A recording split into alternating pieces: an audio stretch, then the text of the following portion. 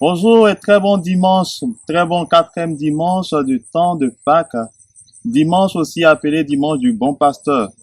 Chers amis auditeurs de Parole de Dieu au quotidien, bienvenue. Vous êtes avec aujourd'hui le Père Charles Paco Massiennet, prêtre du diocèse de Yamoussoukro, actuellement en mission à la paroisse Notre-Dame de la Réconciliation d'Atiguaco.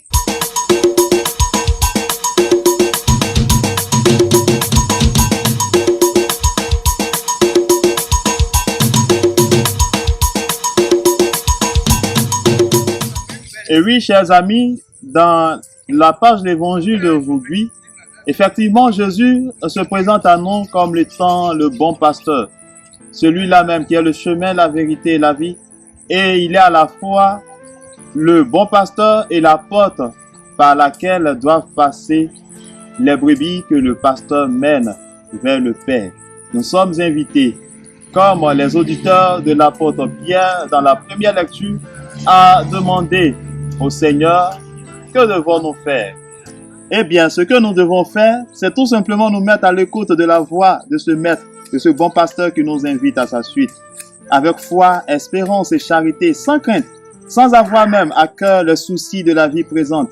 Souci de femme, souci d'enfant, souci d'argent, souci de travail. Oui, lui nous appelle pour nous embaucher à sa vie. Là où nous trouvons la joie de nous mettre au service de Dieu, au service de l'Église, au service de nos frères et sœurs les hommes. Et voici pourquoi dans le psaume, nous chantons ce refrain. Le Seigneur est mon berger, rien ne saurait me manquer.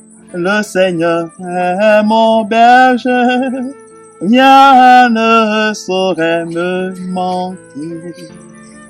Eh bien, chers amis jeunes garçons, jeunes filles, vous qui avez entendu encore la parole de Dieu, l'invitation à vous mettre au service de Dieu et qui hésitez encore à y répondre favorablement, à donner votre oui, votre assentiment au Seigneur qui sait compter sur vous et vous appelle à sa suite, n'ayez pas peur, ayez chaque jour à cœur de méditer ces paroles de ce psaume 23. Le Seigneur est mon berger, je ne manque de rien. Sur des prés d'herbes fraîches, il me fait reposer.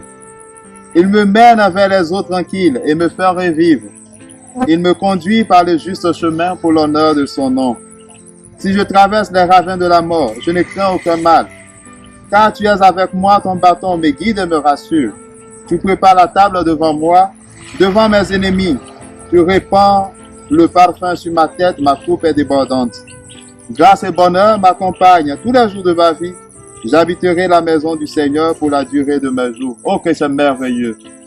Toutes ces belles paroles, je l'ai moi-même éprouvées et vécues dans ma chair. Je vous partage mon expérience de vie.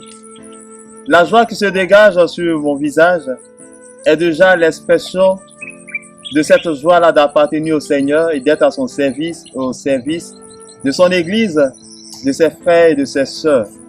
Oui, pour parler et reprendre les propos de celui-là qui autrefois était séminariste et devenu prêtre, Cédric Anastase, j'ai trouvé ma place dans le monde et je suis heureux d'être là où je suis et de faire ce que je fais avec la grâce de Dieu et le don de l'Esprit Saint que j'ai reçu par l'ordination donnée par notre Père évêque Joseph Aka, un 1er mars 2025 en l'église Saint-Jean de Morofé dans le diocèse de Yamoussoukro.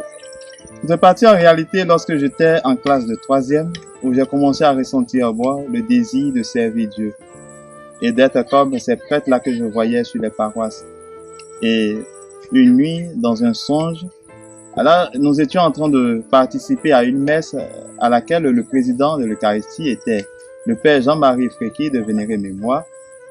Et ce prêtre-là, au cours de la célébration, m'a appelé vers lui. Et du fond de l'église, de la salle de classe au lycée, où nous nous trouvions, je suis allé vers lui et arrivé en face de lui, il a retiré sa chasuble et il me l'a fait porter, comme vous voyez. Comme c'est beau, c'est merveilleux. Et par la suite, je suis allé le voir, voilà, comme un directeur spirituel et tout ça. Voilà. Et lui demander vraiment de m'aider à comprendre le sens de ce songe-là. Et c'est lui maintenant qui a été le premier à conduire mes pas vers un groupe d'évocation. Le groupe d'évocation, c'est ce groupe-là regroupe des jeunes garçons ou filles qui veulent apprendre à discerner, c'est-à-dire apprendre à comprendre le sens de la parole de Dieu qu'ils entendent chaque jour afin de pouvoir, voilà, si possible, répondre favorablement à l'appel de Dieu comme la Vierge Marie et s'engager à la suite du Seigneur. Et depuis lors, voilà, le parcours s'est poursuivi jusqu'en 2015 où j'ai été officiellement admis aux thèses entrées au séminaire.